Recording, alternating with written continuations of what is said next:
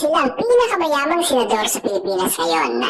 Sa vlog na ito, ating hihimayin ang laman ng pitaka ng ating mga mambabatas base sa kanilang Statement of Assets, Liabilities and Net Worth o SALN na inilabas noong October 2025. Napakahalaga ng dokumentong ito dahil dito natin masisilip ang transparency sa kanilang panunungkulan.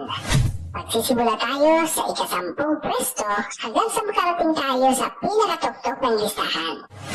Ang ating pagsampo sa listahan ay si Senator Vicente Tito Soto III na may idineklarang net worth na 188.87 billion pesos. Ang yaman niya ito ay nagmula sa kanyang matagal na karir sa showbiz at production. At kung ating susuriin, ang halagang ito ay sapat para makapagpatayo ng humigit kumulang 10 modernong two-story school buildings para sa ating mga mag-aaral.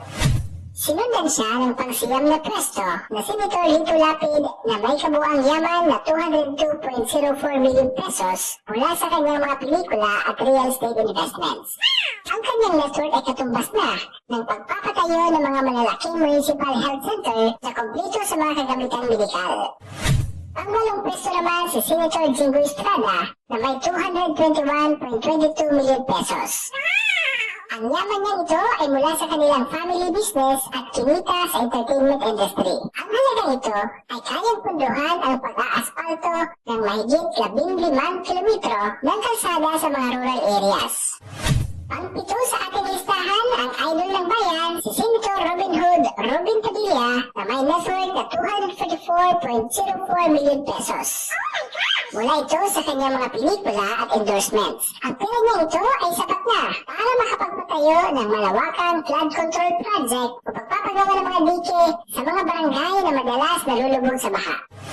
Anim naman si Senator Panfilo Ping Lacson Jr. na may 244.94 million pesos na naipon niya mula sa kanyang mahabang serbisyo sa gobyerno at mga investments na katumbas naman ng daang-daang housing unit para sa mga pamilyang biktima ng kalamidad.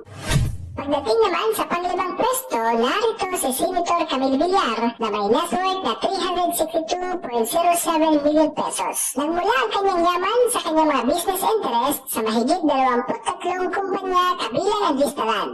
At alam mo ba, ang halaga ito ay kaya bumili ng 2 high-end hospital MRI machines.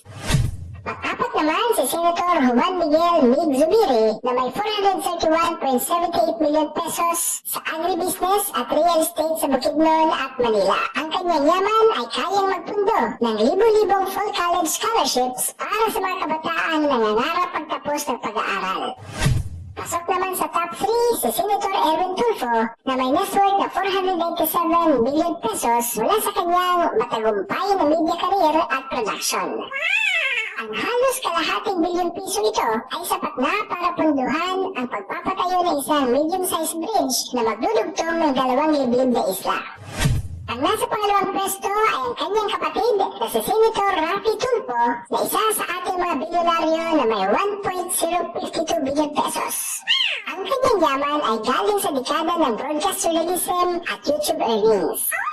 At alam mo ba, kabilang sa kanyang mga luxury items ay ang isang 14 million pesos bulletproof Cadillac Escalade. Ang 1 bilyong piso niya ay sapat para sa isang provincial hospital na may higit 100 bed capacity. At ang pinakamayaman sa lahat ay walang iba kundi si Senator Mark Villar na may net worth na 1.261 billion pesos. Ang kanyang bilyong-bilyong yaman ay nagmula sa real estate empire ng kanilang pamilya tulad ng Vistaland at Star Malls.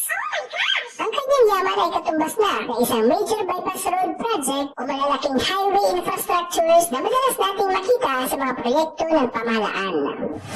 Tunay niyang nakakalula ang mga numero nito mula sa kabilang SALN. Ngayong alam na ninyo kung sino-sino ang mga bilyonaryo at milyonaryo sa ating Senado, ang tanong ko sa inyo, sino naman kaya sa kanila ang itinuturing na pinakamahirap o may pinakamababang net worth?